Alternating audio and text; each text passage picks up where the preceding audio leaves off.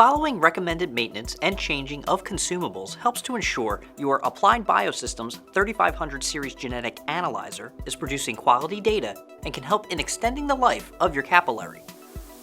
The consumables that require regular change on the 3500 series genetic analyzer are the Applied Biosystems cathode buffer, anode buffer, and polymer.